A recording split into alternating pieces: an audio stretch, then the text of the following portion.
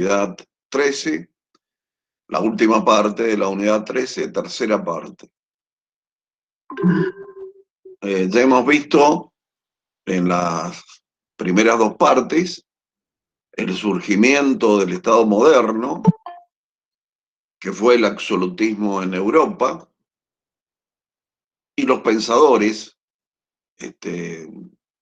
europeos, fundamentalmente Maquiavelo, Bodin, Hobbes, Locke, Montesquieu, Rousseau, Sieyès, todo el periodo de las revoluciones burguesas.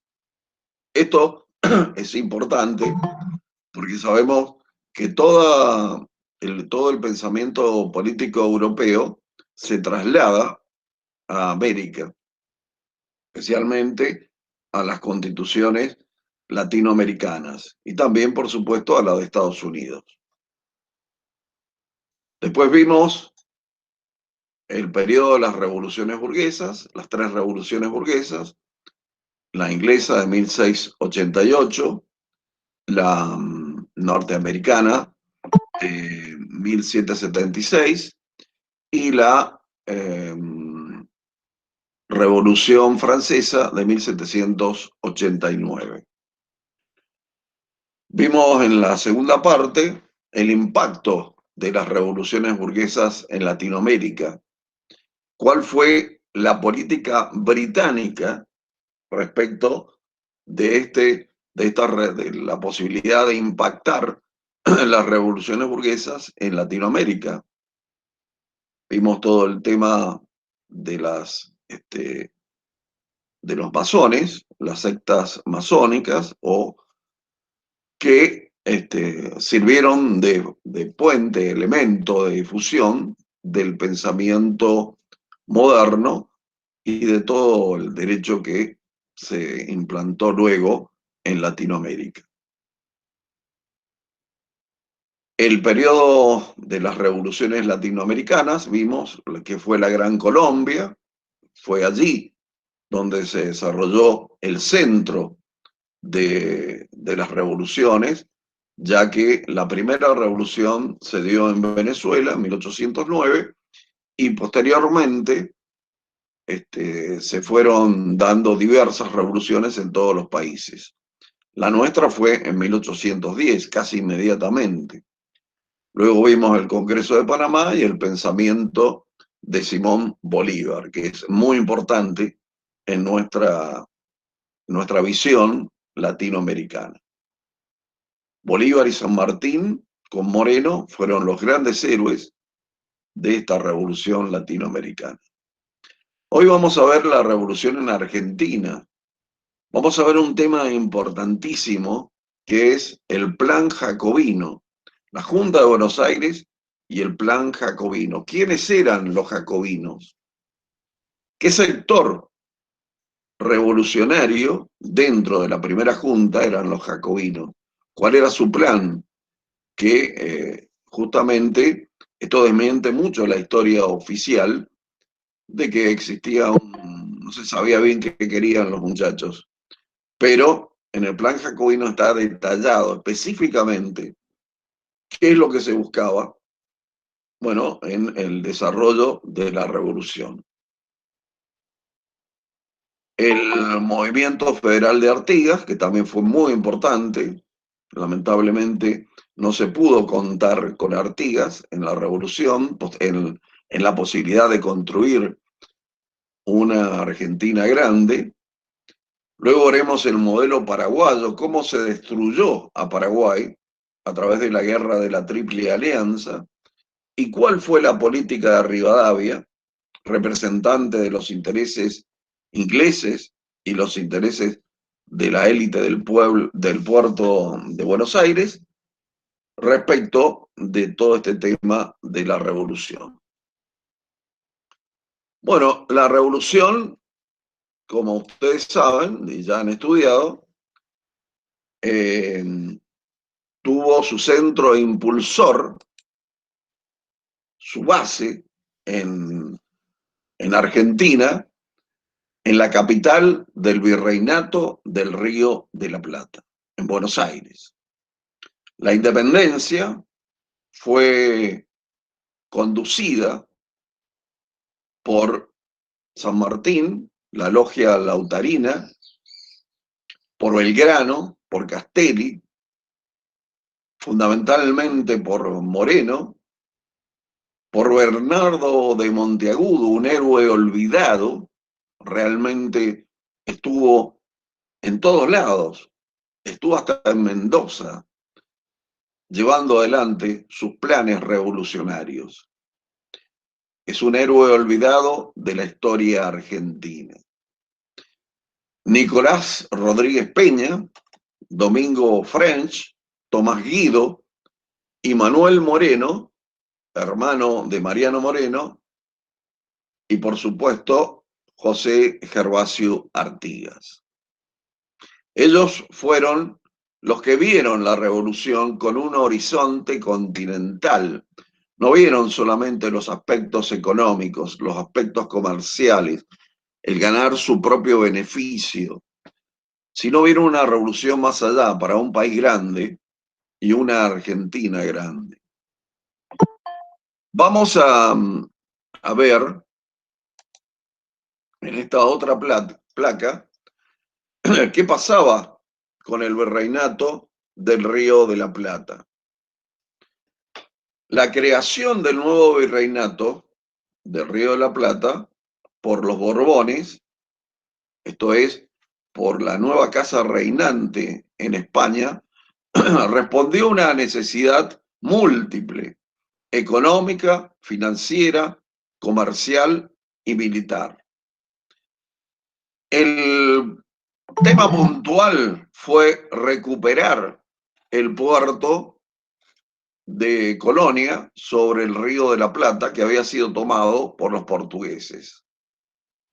Al efecto, España mandó una gigantesca expedición naval que se encontraba al mando de que sería el futuro virrey de Buenos Aires, del Río de la Plata, don Pedro de Ceballos.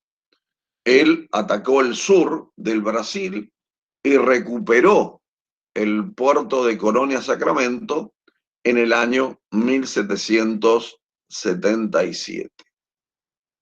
Ceballos entonces, luego de esta gran victoria, se instaló en Buenos Aires con donde ya se había diagramado el nuevo sistema de gobierno, de organización gubernamental que hicieron los Borbones, y el virreinato del Río de la Plata era uno de los tantos virreinatos en que se dividieron los dos grandes virreinatos que tenía anteriormente en un inicio, el de Perú y el de México, se fueron dividiendo en otros virreinatos más y capitanías. El del Río de la Plata se dividió en 8 intendencias. Aquí, en lo que hoy es la República Argentina, Buenos Aires, la Intendencia de Buenos Aires, la Intendencia de Córdoba, donde estaba Mendoza, la de Paraguay, la de Salta, del Tucumán, y cuatro intendencias del Alto Perú. Verán ustedes la importancia del Alto Perú, que había 4 intendencias allí, en esa zona, y que pertenecían al Virreinato de la Plata, del Río de la Plata, y debieron pertenecer a la República Argentina. Es entonces que en esa época, cosa que no se estudia, que no se conoce en nuestra historia, el riñón económico del nuevo virreinato no estaba en el puerto de Buenos Aires. El puerto de Buenos Aires era sucedáneo del gran riñón económico que estaba en el Alto Perú, porque allí, como hemos explicado anteriormente, estaban las minas de oro y de plata, fundamentalmente de plata, que era el rubro principal de las exportaciones. Las exportaciones de esta zona de Sudamérica y de Latinoamérica. Esto hacía, al ser tan importante el Alto Perú, que la producción de alimentos e insumos fueran dinamizados, es decir, fueran realmente desarrollados. Los insumos ganaderos provenían de todas las provincias del noroeste argentino. No eran las provincias que luego vemos como las provincias pobres, no, eran provincias ricas, porque estaban al lado de la fuente del dinero, que era Potosí, que era el riñón económico del virreinato y de la zona sur de toda Sudamérica. Y esto lo dejaron perder, a mi entender, lo dejaron perder porque no querían compartir el poder la élite de Buenos Aires con la gente de Potosí, Charcas, donde estaba la universidad más importante de Sudamérica, que como ya sabemos, allí estudió Moreno, Mariano Moreno, estudió también Castelli. En ese entonces, esta zona, que era la más importante, era la más poblada. Tenía 2 millones de personas, habiendo muerto muchísimos indios, 2 millones de personas, y había 1 millón que eran en su mayoría indígenas. En el resto de lo que es hoy la Argentina, solo había 400.000 personas. Miren ustedes la diferencia económica e importancia y desarrollo que tenía la zona norte de la Argentina, y que era importantísimo para que nosotros lográsemos una gran nación y un desarrollo espectacular desde el punto de vista económico y social. La Capitanía General de Chile, que siguió perteneciendo al Virreinato del Perú, tenía alrededor, era importante, porque hasta allí perteneció Mendoza, hasta que se creó el Virreinato del Río de la Plata. Chile tenía 500.000 habitantes y una economía agroganadera, una minería del cobre incipiente, pero más allá del río Biobío no habían podido pasar las fuerzas españolas en su lucha contra los araucanos y habían sido detenidos en esa zona. También en su momento allí los araucanos detuvieron a los incas. Paraguay, que también formaba parte de este virreinato, era el territorio castigado por las incursiones brasileñas. Siempre Brasil estuvo en constante pelea con con el virreinato del Río de la Plata. Tenía unos 100.000 pobladores, en su mayoría eran mestizos, y un pequeño grupo de terratenientes, que eran los dueños de la tierra, que eran criollos, y los comerciantes españoles, que tenían un monopolio sobre todos los bienes. Pero el problema que tenía Paraguay era la subordinación hacia Buenos Aires, hacia el puerto, que hacía gravosos los impuestos a la yerba mate y al tabaco que traían por el Paraná. Bueno, aquí, en esta instancia, cuando Napoleón toma España y toma casi todo el continente europeo, invade o lleva su grito de libertad, se producen las invasiones inglesas.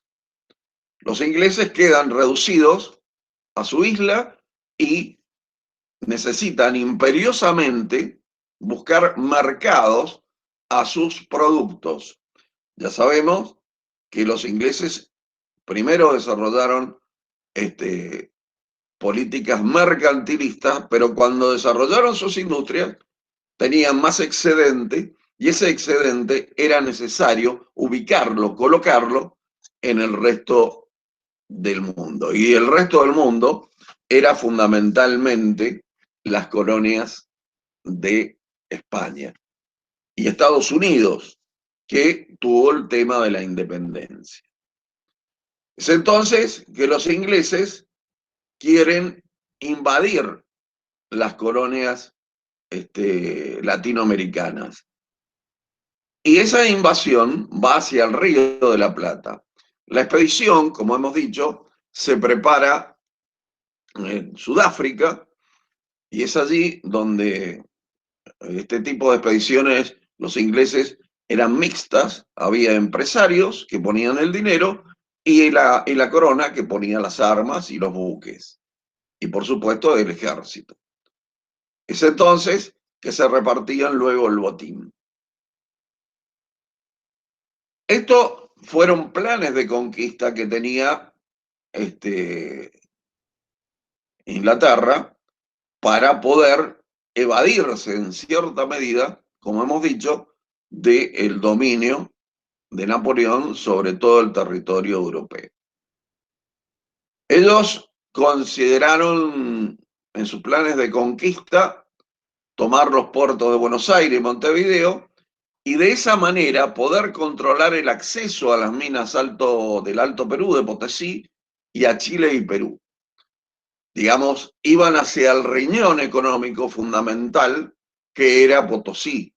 Ellos querían quedarse con esas minas y sabían además que el tesoro de Buenos Aires se había incrementado con justamente las remesas de oro y plata, fundamentalmente plata que venían de Potosí. Allí estaba en Buenos Aires para ser enviadas a la metrópoli, esto es, a España.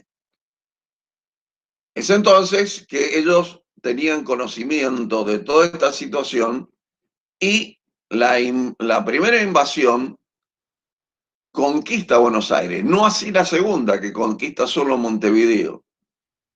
Y el virrey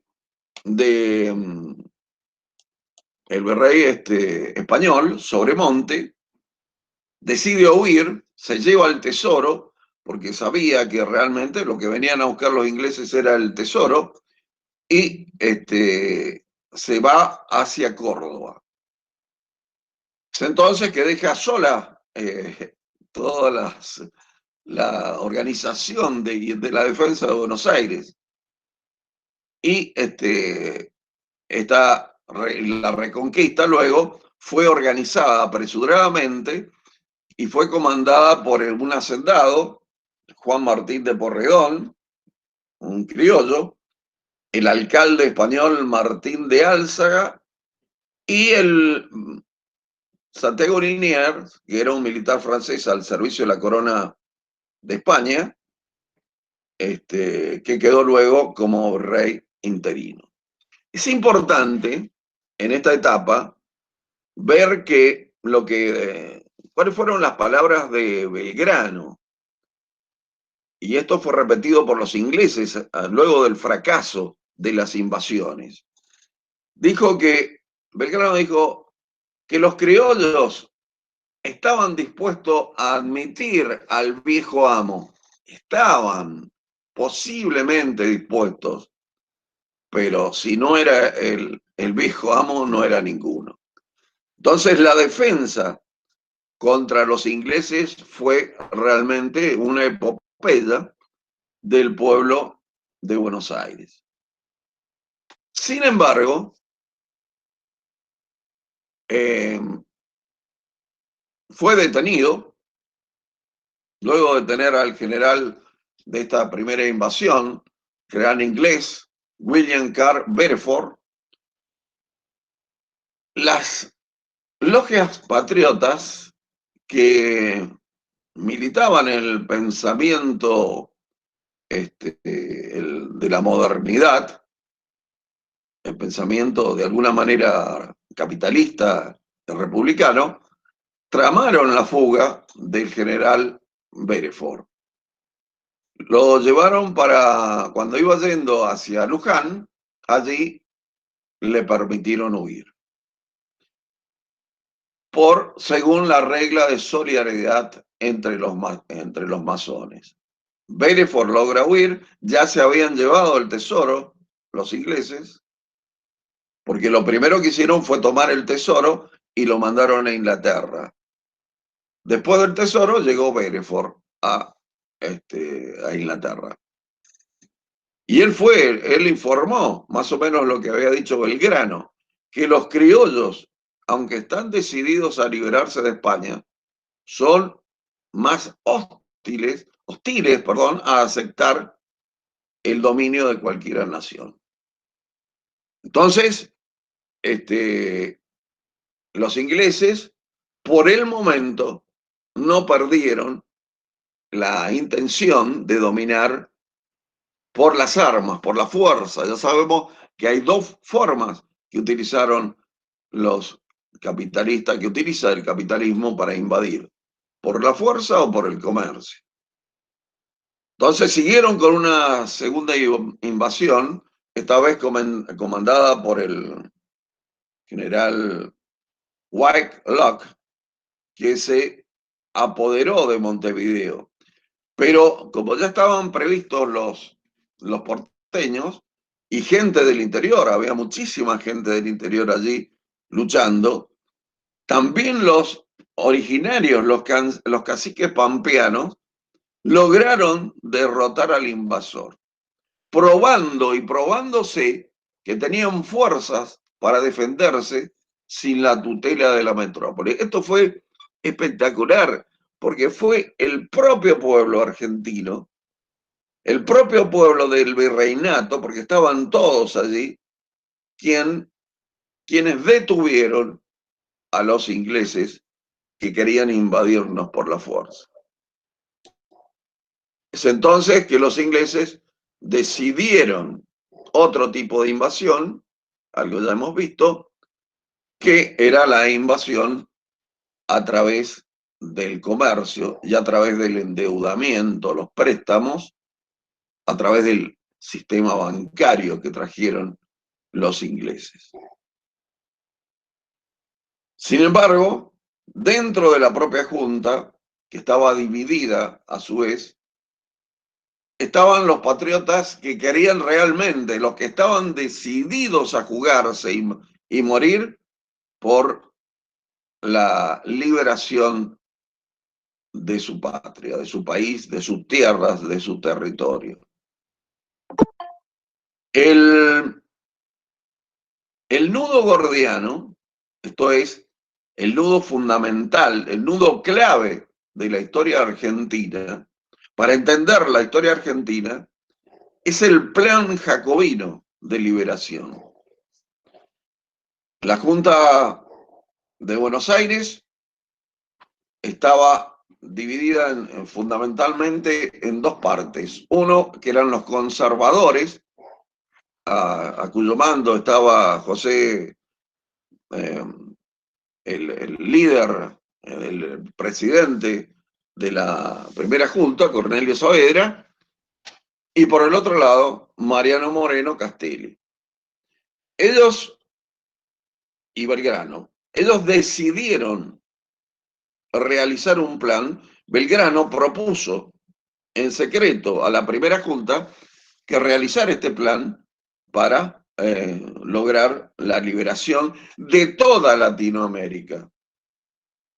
Era un plan muy ambicioso que primero fue llevado adelante por Moreno, Castelli y Belgrano, y luego fue continuado por San Martín.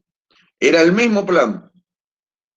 Y este plan había sido también urdido en Inglaterra, por Miranda, fundamentalmente. Por eso el plan que se dio en Buenos Aires era el mismo que tenía Bolívar, que era discípulo también de las logias masónicas creadas por Miranda. El 22 de mayo, nudo gordiano, ¿por qué es nudo gordiano? Conocer un poquito de historia. Gordio era una ciudad del Asia Menor donde llegó Alejandro Magno, el gran conquistador griego, y decían, la leyenda decía, había un nudo atado a un carro, o sea, quien lograra deshacer ese nudo, lograra destruir ese nudo, era el conquistador del Asia. Entonces Alejandro Magno, como vio que el nudo estaba difícil, agarró la espada y lo cortó en pedazos. Bueno, y luego fue el conquistador del Asia. Cumplió una profecía. Son muy importantes las profecías en la historia de los pueblos. El 22 de mayo de 1810 se invocó la reasunción del poder a través de la soberanía del pueblo en el Cabildo Abierto de Buenos Aires, que votó por instalar un nuevo gobierno. Y el 24 se desbarató el intento del virrey de tomar la presidencia de esa nueva junta, por supuesto que llevaba el nombre de Fernando VII, y impidieron que tomara nuevamente al virrey, quedase en su puesto. Se formó la junta entonces presidida por el potosino, el criollo potosino, venía de Potosí, Cornelio Saavedra, que estaba, fíjense ustedes, como jefe de las milicias. Era tan importante Saavedra y era dueño de numerosas encomiendas, tenía a su cargo numerosas encomiendas en Potosí. Era una persona de mucho dinero y que tenía muchos intereses por defender. No así Moreno, no así Castelli y no así Belgrano. Si bien no eran personas pobres, eran personas, a Moreno sus padres le habían pagado sus estudios allí en Charcas, en el norte, la Universidad de Charcas, en Potosí, y Castelli y Belgrano también. El padre de Belgrano era un comerciante. Montevideo entonces lograron siendo jefe de las milicias, Saavedra respaldó el movimiento en ese momento. Y se desbarató el intento del virrey por encabezar la nueva junta. Pero, ¿qué sucedió en Montevideo? Fue abortada la revolución de los patriotas tupamaros. En vez de jacobinos, había tupamaros también. En los cuarteles, lo que sucedió que se influía la rivalidad comercial con Buenos Aires, y es entonces que la mayoría de los cabildantes se inclinó en contra de Buenos Aires por mantenerse en el bando realista. Ya sabemos que si bien Buenos Aires invocaba la fidelidad al rey, la intención verdadera de la independencia no eran muchachos miedosos, como se ha dicho, no eran temerosos, al contrario, eran verdaderos héroes. ¿Y héroe quién es? El héroe viene de la palabra griega escudo, los protectores de la patria. Es entonces que la intención de la independencia aparece en el plan de operaciones, que surge de una iniciativa de Belgrano, quien le encarga, logra que la Junta le encargue en sesión secreta el 15 de julio de 1810 al secretario de la Junta, Mariano Moreno, que era el líder del grupo jacobino, la redacción de ese plan. Es muy interesante esta parte de la historia, porque este plan preveía la revolución americana a escala continental, la patria grande. No es algo que apareció ahora, hace unos años. No, esto viene desde el inicio de las revoluciones en Latinoamérica.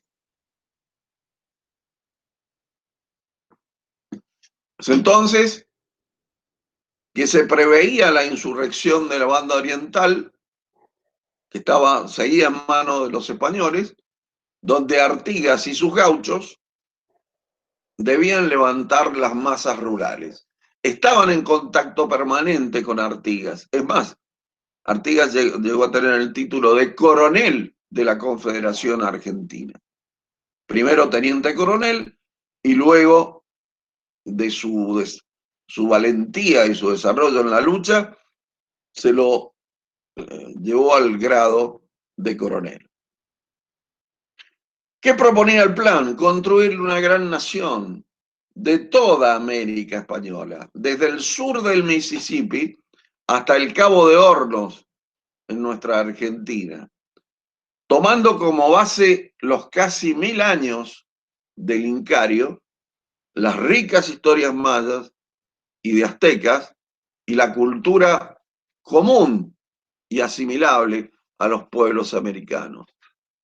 Era el diseño de una nación poderosa, moderna, industrial, con la tierra distribuida democráticamente, no en manos de unos pocos, como sucede ahora, y sucedió inmediatamente después de la Revolución. Con expresa dignificación de los indios y los negros.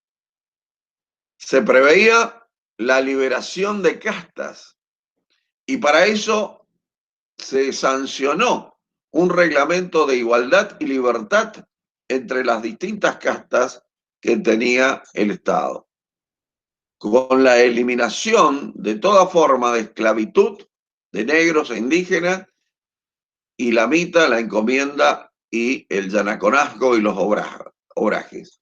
Imagínense ustedes, Cornelio Saavedra no estaría contento de esto, era el presidente de la Junta y él era el dueño de los más grandes, el más grande encomendero de Potosí. No estaba muy contento de este tipo de revolución. Quería abortarla. Fíjense ustedes qué visión que tenían nuestros patriotas. A más de 2 siglos de este plan, de la distribución de las tierras de manera equitativa entre todos los habitantes, para que no existiera la pobreza,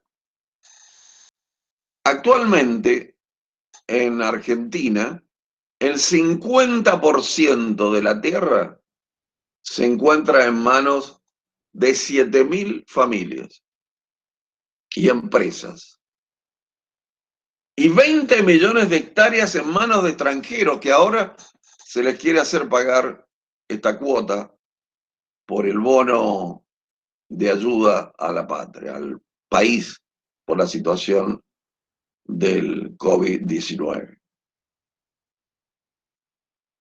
A pesar de tener la Argentina más de un 30% de pobreza y 40 millones de habitantes, solamente 7.000 familias y empresas extranjeras, multinacionales y extranjeros y empresas extranjeras son dueños de la tierra argentina. El resto tenemos una casa, un auto, quizás 2, un departamento, vaya a saber.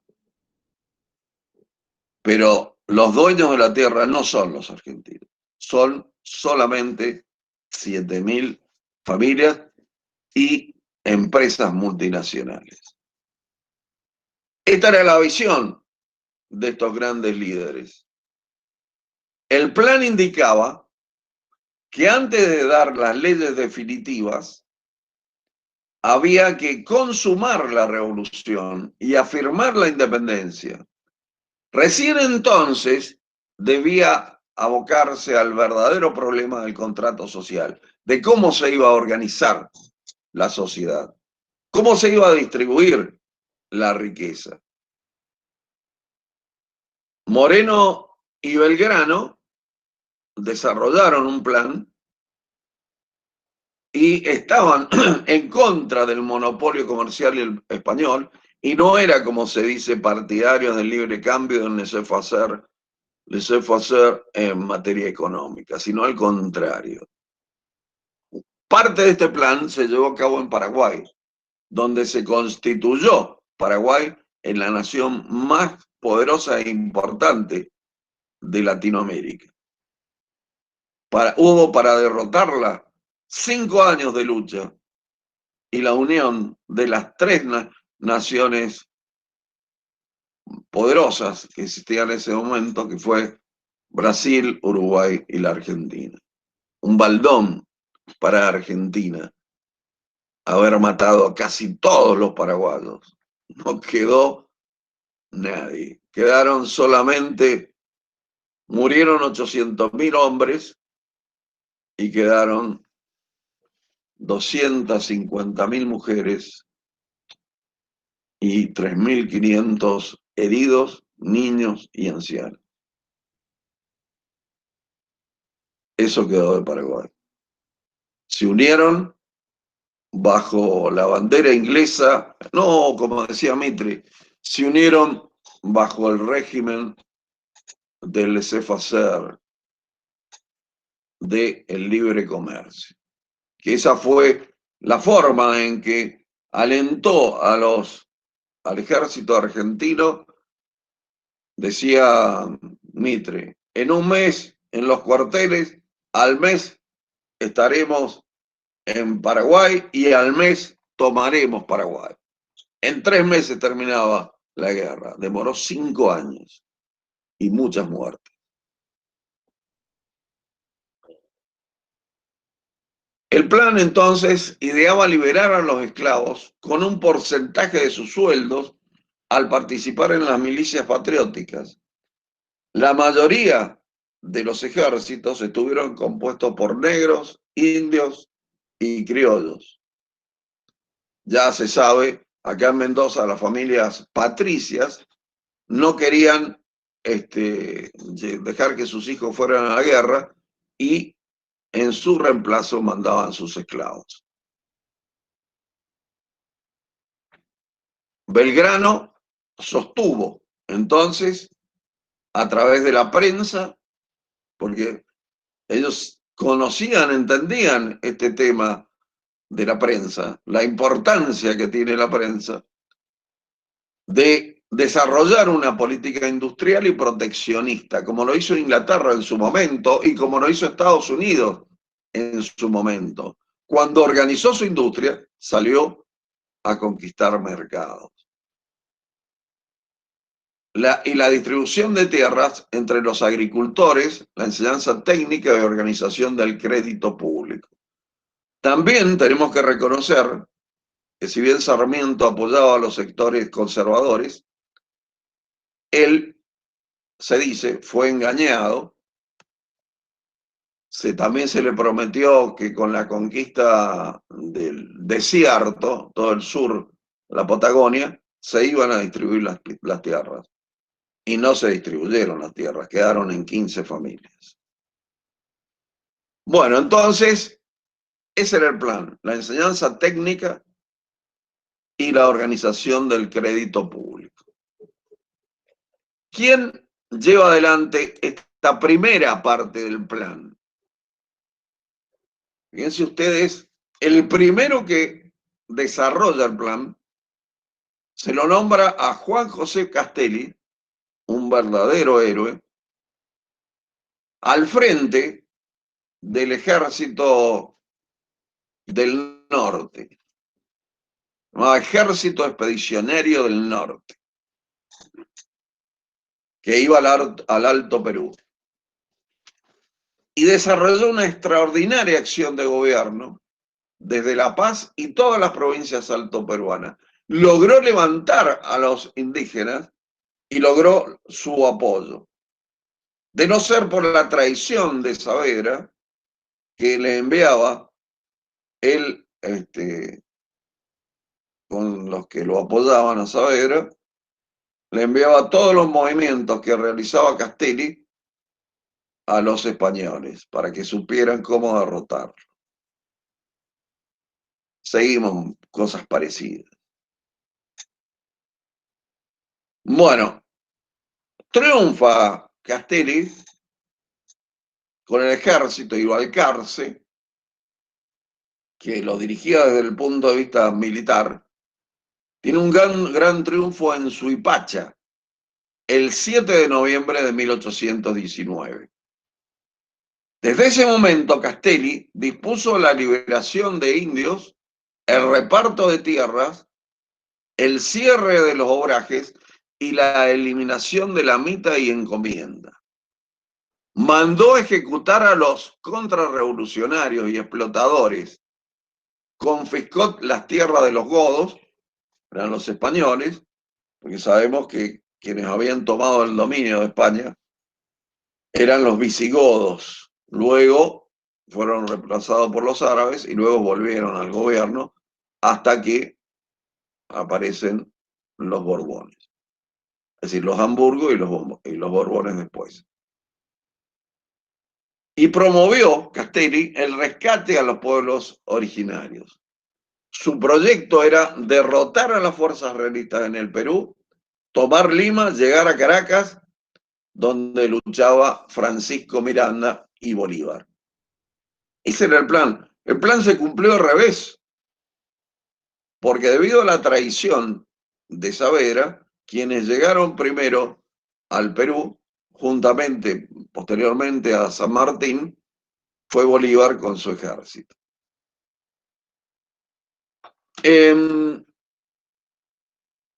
Luego esta es una historia que ustedes deben conocer, es importante, pero no podemos detallarla totalmente, sino que estamos viendo los aspectos políticos de la historia. Como sabemos, Moreno tenía muchos enemigos, especialmente los detentadores del poder económico y político, como era Cornelio Saavedra. Luego de asesinado Moreno, decimos asesinado, porque a Moreno se lo logra sacar de la Junta y se lo manda como embajador a Inglaterra. Posteriormente se detiene a Castelli, vencido en Huaki, en una gran batalla. Está el parte de Castelli, hay que leer el parte de Castelli detallando lo que había sido la batalla. Gracias donde triunfan los españoles, los realistas, gracias al boicot que le desarrollaron Saavedra y Viamonte, que mantenían, como dijimos, una correspondencia con los jefes realistas a quienes comunicaban los planes de Castelli. Sabemos que este plan lo retomaría la Logia Lautaro, que fue creada por San Martín al llegar a nuestro país. Antes, tenemos que decir que Tomás Guido y Manuel Moreno habían hablado con San Martín en Londres, que venía de España, y lo habían recibido en la casa de Francisco Miranda, donde se hospedó, y se hospedó también Manuel Moreno, luego del asesinato de su hermano durante el viaje a la capital británica. Y fue muerto por un veneno. Es una historia muy tétrica, pero un hombre de 33 años, 30 y pico de años como tenía Moreno, no estaba en condiciones de morir de la manera en que murió. Es en este momento que se busca, ¿qué proponía el plan? Organizar una economía independiente mediante establecimientos promovidos por el Estado, la organización de un sistema económico dirigido por el Estado, una política proteccionista que buscaba vivir con lo nuestro. no buscaba préstamos en el extranjero. Bastaba el desarrollo de lo nuestro. Se buscaba construir estos establecimientos que eran grandes estancias donde trabajaba la gente de menos dinero. Estaba, por supuesto, la propiedad privada, no se le prohibió a nadie de los argentinos y patriotas su propiedad, pero esto se logró desarrollar en Paraguay. Fue espectacular el desarrollo de las estancias de la patria, que se llamaba. El tema era poner en movimiento y transformar en puestos de trabajo, bienestar y riqueza colectiva las cuantiosas fortunas atesoradas por los monopolistas extranjeros y esclavistas y usureros que habían hecho su dinero de esa manera, con usura y vendiendo esclavos. De esta manera, la agricultura, la manufactura y la navegación se podrían desarrollar y el país se independizaría del comercio extranjero. Estamos en un momento que no hay una gran diferencia tecnológica. Es más, los paraguayos, ¿qué hacen? Contratan a 200 expertos tecnológicos, es decir, profesionales, para que le enseñaran el desarrollo tecnológico. Y crean la primera acería de toda Sudamérica, donde crean hasta barcos de acero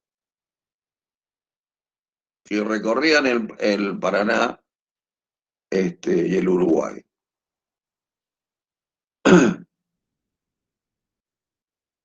O sea que la idea llegó a su concreción con Paraguay, pero a Paraguay lo destruyeron por esa misma razón. Para comenzar, se expropiarían las 150 principales fortunas mineras, entre ellas la de los ricos encomenderos y mineros como Cornelio Saavedra de Potosí y de todo el virreinato para industrializar la nación. La distribución de la riqueza y reservar al Estado las minas de oro y plata de la región peruana, que era expropiando a los mineros sus instrumentos y útiles tras una justa tasación. Se quería expropiar la mina y darle a los mineros el dinero que proveían las propias minas, que era el lugar más rico de todo el virreinato. A esto se oponían la élite porteña que vivía del comercio y de la trata de esclavos. Muchos de esos esclavos, como dijimos, murieron en las guerras de la independencia. También se preveía evitar la evasión de caudales, lo que hoy llamamos la fuga de capitales. Han fugado en estos pocos años, 2 años anteriores, 200.000 millones de dólares. Y el dólar es importante porque es la moneda de cambio. Luego de la Segunda Guerra Mundial, hemos explicado, el dólar sirve de moneda de cambio como antes era el oro, el patrón oro. ¿Qué sucedió? Vino la contrarreforma de Saavedra, con el apoyo de la Iglesia a través del Gregorio Funes, el deán Funes, que refuerza esa actitud conservadora de Saavedra. Se logra la renuncia, se fuerza la renuncia de Moreno, quien fue enviado a Inglaterra y murió en el viaje con fundadas sospechas de que fue envenenado. Ahora vamos a ver el movimiento federal de Artigas. Como hemos dicho, José Gervasio Artigas fue convocado por el gobierno, por la primera junta, conforme al plan de operaciones, para organizar el levantamiento de la campaña contra el baluarte realista en Montevideo. Artigas era el héroe de los gauchos, se había convertido, también venía de una familia rica, pero tenía otra visión de la realidad y tenía otra visión de la patria.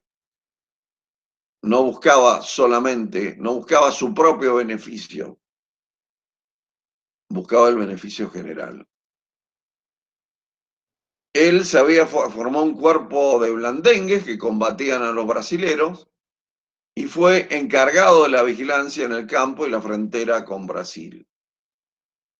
En febrero de 1811 viaja a Buenos Aires a ponerse a las órdenes de la Junta y volvió con el grado de teniente coronel.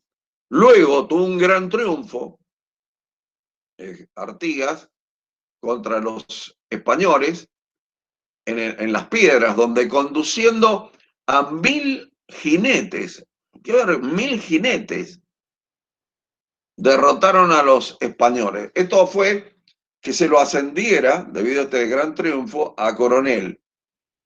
Pero el sitio de Montevideo, los porteños no le tenían confianza a Artigas, especialmente los miembros de la primera junta, quienes lo sucedieron del primer triunvirato.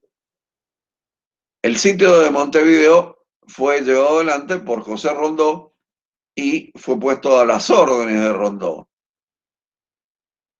El entonces virrey del Uruguay y de esta zona, que tenía, debido al levantamiento de Buenos Aires y del resto de la Argentina, era Francisco Javier de Elío, que era el gobernador de Montevideo y fue designado por el Consejo de Regencia en reemplazo, que fue creado en España en reemplazo del rey que había sido detenido, tanto el padre como el hijo, por Napoleón, y Napoleón le había entregado el reinado de España a su hermano José Bonaparte.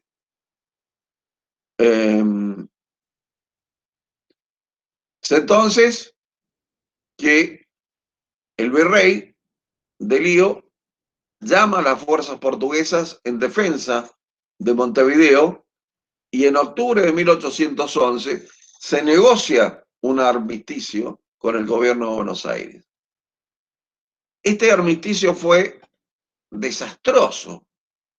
Todos los acuerdos que llevó en ese momento el gobierno de Buenos Aires, dirigido por los bandos conservadores, fueron, y por Rivadavia, que ya estaba llegando al gobierno, le hizo perder a, a la República, a la Argentina naciente, el control, se le devolvió el control de la banda oriental, o sea, de todo Uruguay, y las villas entrerrianas de Gualeguaychú, Gualeguay y Concepción del Uruguay, que ahora forman parte del territorio argentino. Y esto hizo que Artigas dijera, no puede ser, hemos luchado tanto para entregárselo por un tratado. Artigas, ¿qué hizo? Hizo el éxodo oriental, lo que se llama el éxodo oriental, para no dejar recurso al enemigo. Lo mismo que hizo Belgrano en el norte. Fue seguido por los pobladores e indios bravos charrúas, se replegó a Entre Ríos y en diciembre de 1811 venció a los portugueses en Belén. Gracias a esa gran victoria, se reanuda el sitio de Montevideo en 1812, pero Artigas se enfrenta con el triunviro porteño Zarratea, que llegó a planear su asesinato, porque Zarratea había sido nuevamente puesto al frente del ejército que realmente estaba dirigida a Artigas. ¿Qué sucedió en el interín? En el Congreso luego que los 3 diputados elegidos por Artigas y su gente en el Congreso de Tres Cruces fueron rechazadas por la Asamblea del año 13, se intentó reunir otro congreso en la provincia oriental. En 1814, Artigas se retira del sitio de Montevideo en franca disidencia con el director Posadas, ya había un directorio, y fue declarado por este motivo traidor, bandido, anarquista,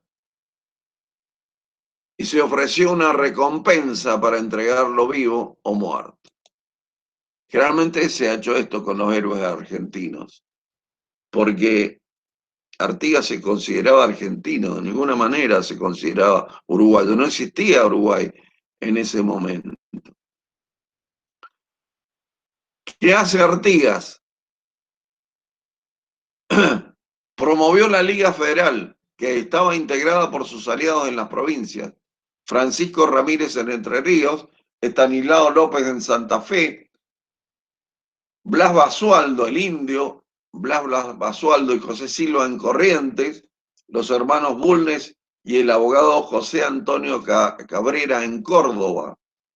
Cabrera es una familia del fundador de Córdoba, del español que fundó Córdoba. Su ahijado fue Andresito Artigas, que recuperó parte de Misiones, era un indígena, y se enfrentó con el dictador, con el presidente de Paraguay, Rodríguez de Francia, alejándolo de la Liga Federal. En 1815 se declara la independencia, la primera independencia en toda la zona del virreinato se declara en 1815. Y por supuesto que estaban todas las provincias que respondían a Artigas. Y se realiza en el Congreso de los Pueblos Libres, convocado por el mismo Artigas, conocido como Congreso Oriental, en la ciudad de Concepción del Uruguay, actual territorio argentino, en la provincia de Entre Ríos, donde se dicta la primera declaración de independencia del Río de la Plata. En la capital del protectorado, donde estaba Artigas, se llamaba el Campamento de Purificación, Artigas expresa su programa de gobierno para la Liga Federal con el asesoramiento de su sobrino, que era un ex cura, José Monterroso, que era un gran lector del contrato social, y de Thomas Paine, que era un difusor de la revolución en Estados Unidos. ¿Cuál fue el programa de gobierno de Artigas? Muy parecido al que hacía el plan de operaciones. Artigas se expresa en una síntesis de sentido común popular con las doctrinas progresistas de la época. O sea, lo propio y lo ajeno mezclado y organizado por los propios argentinos, construyendo su propia nación, no recibiendo solamente lo que traíamos de afuera. Los antecedentes están en la Constitución de Francia, la segunda Constitución de Francia, la primera fue en 1791, esta en 1793, y la de Estado de Massachusetts. Se organizó el poder político en base a los derechos de representación individual del individuo, de todas las regiones, y todos en un pie de igualdad. No existía una diferencia en el voto. Preveía que el pueblo tiene el derecho a alterar el gobierno para tomar todas las medidas necesarias a su seguridad, prosperidad y felicidad. La educación universal era responsabilidad del Estado y obligación de los padres. Se incluyen los derechos del hombre y el pacto social. También dicta el reglamento de tierras, la distribución de las tierras, que el cabildo de la zona no había dictado porque estaba integrado en su mayoría por los hacendados que no querían perder sus propiedades. Artigas redactó personalmente el reglamento de tierras en 1815. Trataba de establecer un nuevo orden rural, bajo el criterio de que los más infelices serán los más privilegiados. Las tierras no ocupadas y las confiscadas a los malos europeos y las tierras no ocupadas por los dueños y las confiscadas a los malos europeos y peores americanos que lo habían apoyado, debían repartirse en suertes de instancia a los solicitantes, con carácter de donación, dando preferencia a los negros, libres, zambos, indios y criollos pobres. Este programa comenzó a ejecutarse, aunque todo se revirtió cuando los portugueses invadieron la banda oriental para anexarla a Brasil. La división interna, como la que quizás tenemos ahora, no lleva al desarrollo de una nación, lleva a su destrucción. Y esto es lo que pasó en ese momento, la pérdida del Uruguay, del virreinato del Río de la Plata. Bueno, ¿qué pasó con la segregación del Uruguay? La batalla de Ayacucho en 1824 fue el triunfo de las fuerzas de Bolívar, dirigidos por el mariscal general José Sucre. Sucre era el militar más importante que tenía el ejército de Bolívar. Y él en el norte terminó de derrotar al ejército español en la batalla de Ayacucho. Esto hizo que se reanimara la resistencia a la dominación brasileña y el régimen continuador del absolutismo y esclavismo colonial, y que habían apoyado los grandes hacendados y comerciantes uruguayos. La intención del primer ministro de Asuntos Exteriores de Gran Bretaña, George Canning, que era un tipo muy hábil, plenipotenciario, tenía plenos poderes para realizar todo tipo de convenios, que estaba acreditado en Buenos Aires.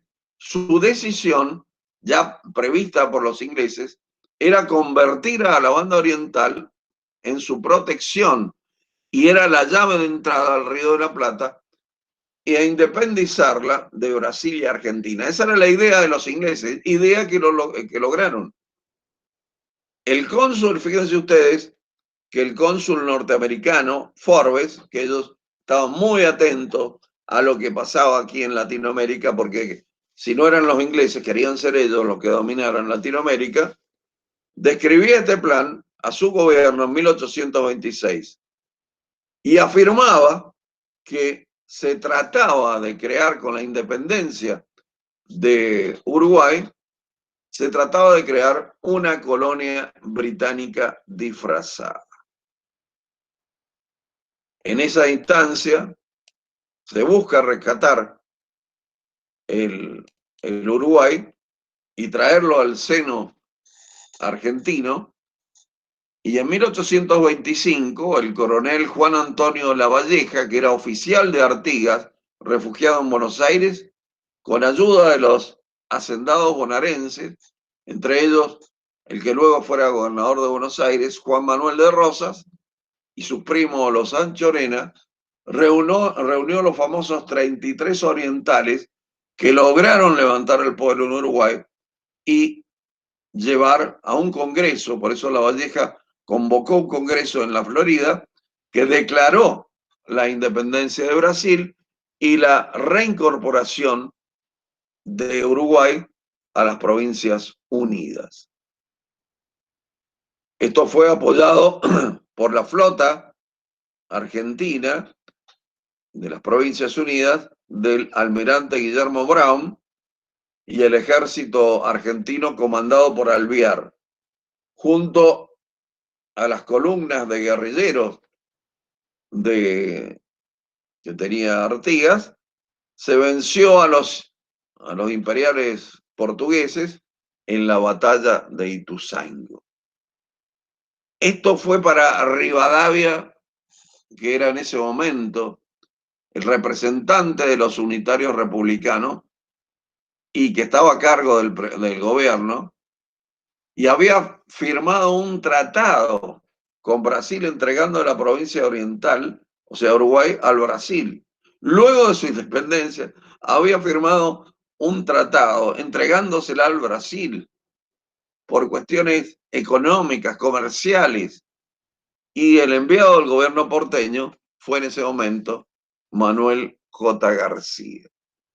Triste nombre para la historia argentina. Cuando la gente se enteró de lo que había hecho Rivadavia, hubo una indignación general que se le llevó a pedir la renuncia a Rivadavia y del gobierno, a ser gobernador de Buenos Aires, y llevó a elegir a otra persona que fue Manuel Dorrego. Y como encargado de las relaciones exteriores, que era Buenos Aires era el representante, si bien tenía su propio, era independiente, las provincias eran independientes, pero tenían un director común en cuanto a los negocios exteriores, las relaciones exteriores, y las llevaba en general Buenos Aires. Dorrego intenta proseguir la guerra, solicitando incluso la intervención de Bolívar. Pero los ingleses, que lo que no querían era que triunfara el plan jacobino, que estaba siendo desarrollado por Bolívar del Norte, enviaron a su delegado, Lord John Ponsonby, que persuadió al emperador de Brasil y a través de los comerciantes del puerto de Buenos Aires convencieron a Dorrego de aceptar la convención de paz, que luego con la mediación británica se restableció la independencia de la República Oriental del Uruguay. Vean ustedes cómo se hizo la historia sin necesidad de luchar. Y la hicieron los ingleses con su diplomacia. Bueno, ahora veremos, esto es importantísimo, hay que tenerlo muy en cuenta, ¿qué fue la República del Paraguay? La República del Paraguay fue creada por el doctor José Gaspar Rodríguez de Francia y Velasco, que nació en 1766 y murió en 1840. Y no descansó en su carrera política hasta tomar el poder absoluto en el Paraguay. En 1813, Francia presenta al Congreso paraguayo un reglamento de gobierno donde se establecía un consulado, gobierno colegiado y formado por dos funcionarios llamados cónsules, que duraban un año en su cargo y se turnarían cada 4 meses en la presidencia del mismo. Fueron elegidos Francia y Yegros. Y en 1814, otro congreso preparado por Francia para incluir a los representantes del interior hizo que nos nombraran dictador supremo por 5 años, facultándolo a organizar el poder judicial.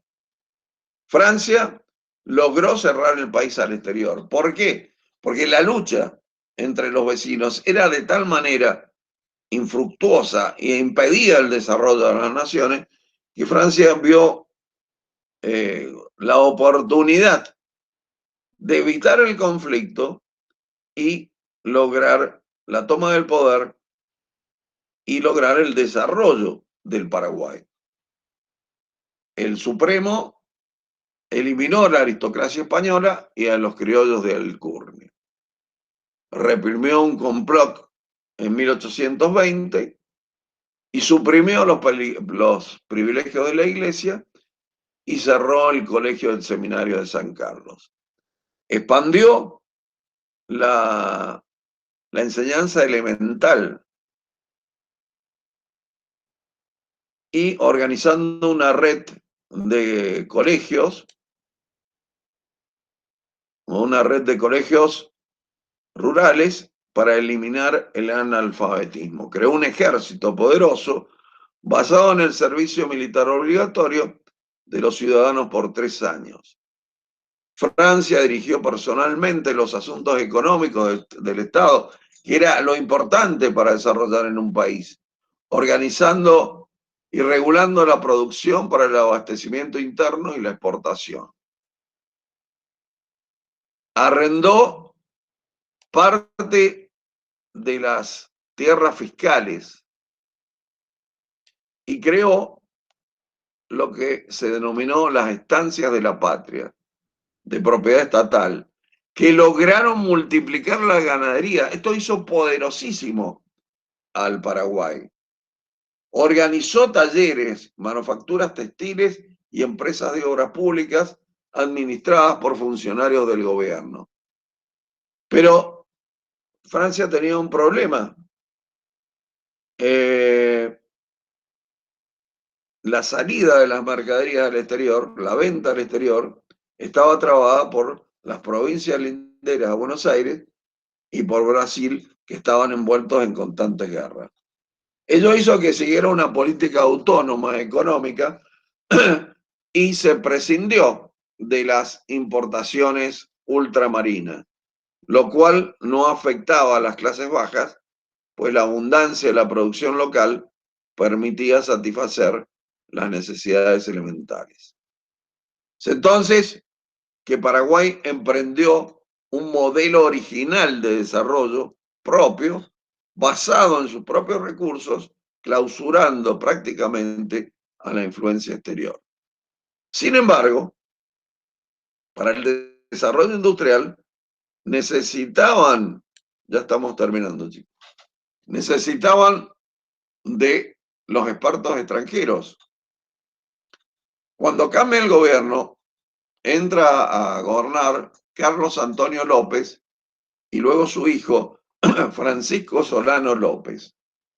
Carlos Antonio López inició el ascenso político a la muerte de Francia y en 1841 fue nombrado cónsul del Paraguay y en 1844 el Congreso le otorgó los poderes de presidente de la República por 10 años.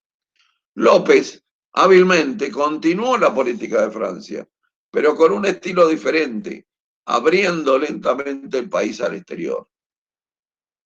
Juan Manuel de Rosas no reconocía la independencia de este país, pues consideraba que la Argentina tenía derechos sobre la antigua provincia del Paraguay, heredado del dominio español. López, sabiendo de la importancia de las comunicaciones, crea el primer periódico nacional, El Paraguayo, independiente. Además, crea la primera flota mercante. Algo increíble. Fíjense ustedes, el Paraguay, en el centro de Sudamérica, creando la flota mercante, el ferrocarril, la primera imprenta de toda Sudamérica. ¿Qué no podemos hacer nosotros cuando un pequeño país pudo hacer esto? Funda la planta siderúrgica de Vicuy, arsenales nacionales y la contratación de 200 técnicos europeos que aportaron su conocimiento y trabajo para la modernización de la capital, Asunción, y el país. El gobierno y la cultura fueron favorecidos como nunca. Cumplió un segundo y tercer periodo de gobierno hasta su muerte en 1862.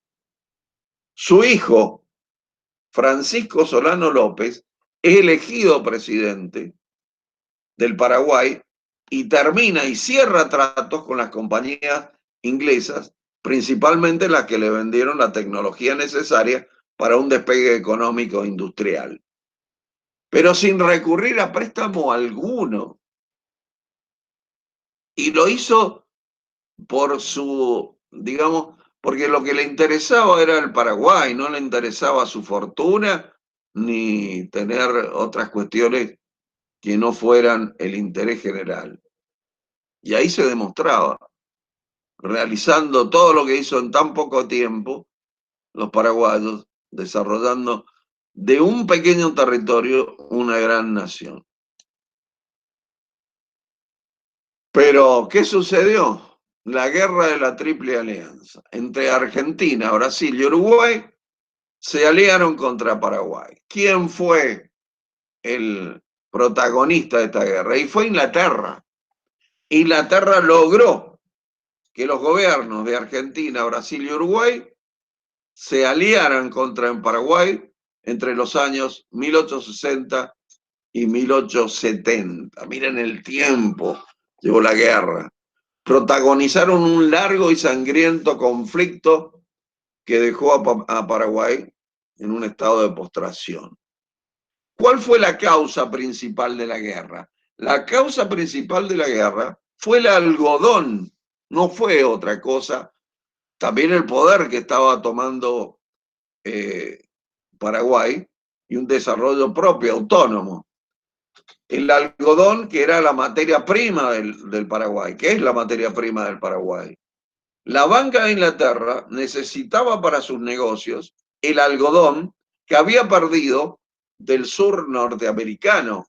Saben que la guerra por la independencia la gana el norte, se independizan los Estados Unidos y ya no le venden más algodón como hacía el sur de Estados Unidos. La guerra fue entre el sur y el sur apoyado por Inglaterra y el norte que había desarrollado su propia industria.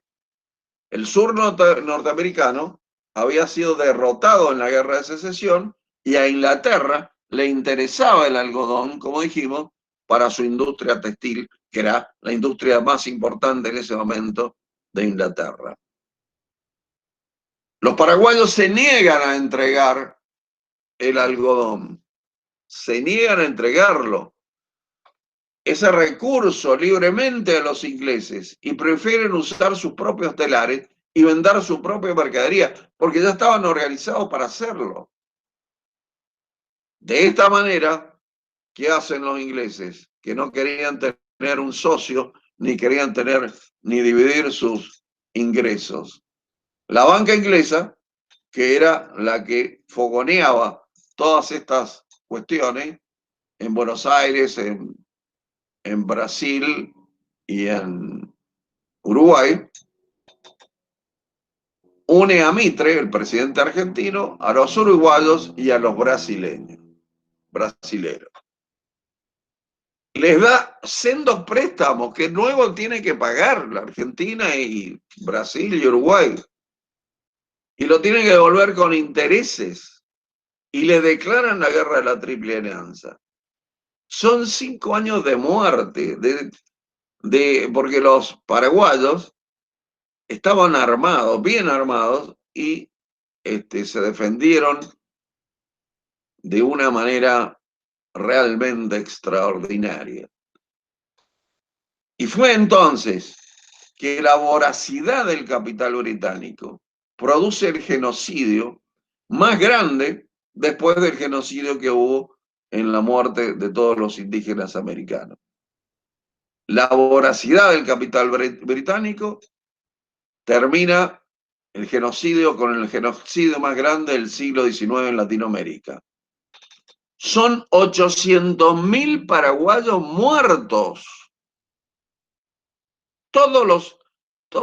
Casi todos los habitantes del Paraguay.